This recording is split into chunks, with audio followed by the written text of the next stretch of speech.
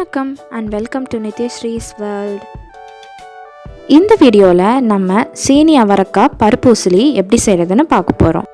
சீனி அவரக்காவை நல்லா வாஷ் பண்ணிவிட்டு இந்த மாதிரி பொடியாக கட் பண்ணிக்கோங்க. அரை கப் கடலைப்பருப்பு எடுத்திருக்கேன். அதை நல்லா வாஷ் பண்ணிவிட்டு ஊற வச்சுக்கோங்க.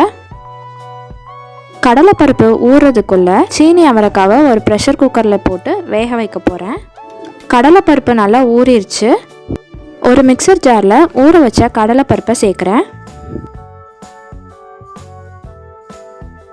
அது கூட 2 காஞ்ச மிளகாய் சேர்க்குறேன்.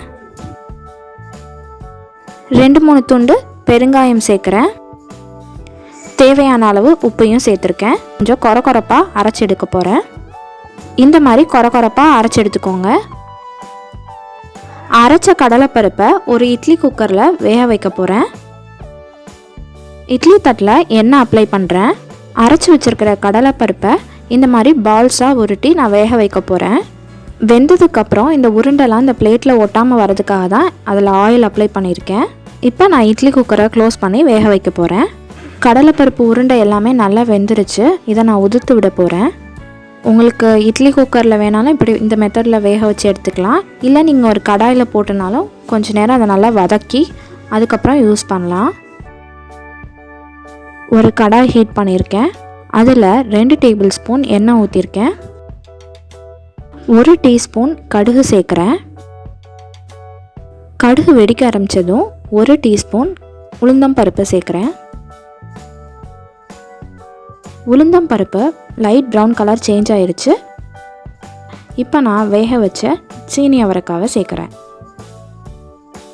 இந்த சீனி அவரக்காய்க்கு தேவையான உப்பு சேர்க்குறேன். நம்ம ஆல்ரெடி கடலைப்பருப்பு அரைக்கிறப்போ உப்பு சேர்த்துருக்கோம். அதனால் இப்போ சேர்க்குறப்போ பார்த்து சேர்த்துக்கோங்க. இப்போ நம்ம அந்த உதுத்து வச்சுருக்கோம்ல கடலைப்பருப்பு, அதை சேர்க்குறேன். சேர்த்து நல்லா கலந்து விட்டுக்கோங்க. இது கூட நீங்கள் தேங்காய் துருவல் சேர்க்குறதுனா சேர்த்துக்கலாம். இப்போ நம்ம சீனி அவரக்காய் பருப்பு உசிலி ரெடி. நீங்களும் உங்கள் வீட்டில் கண்டிப்பாக இந்த சீனி அவரக்காய் பருப்பு உசிலியை ட்ரை பண்ணி பாருங்கள். இந்த வீடியோ உங்களுக்கு பிடிச்சிருந்தால் லைக் பண்ணுங்கள், ஷேர் பண்ணுங்கள், கமெண்ட் பண்ணுங்கள். மறக்காமல் எங்கள் சேனலை சப்ஸ்கிரைப் பண்ணிவிடுங்க. Thanks for watching.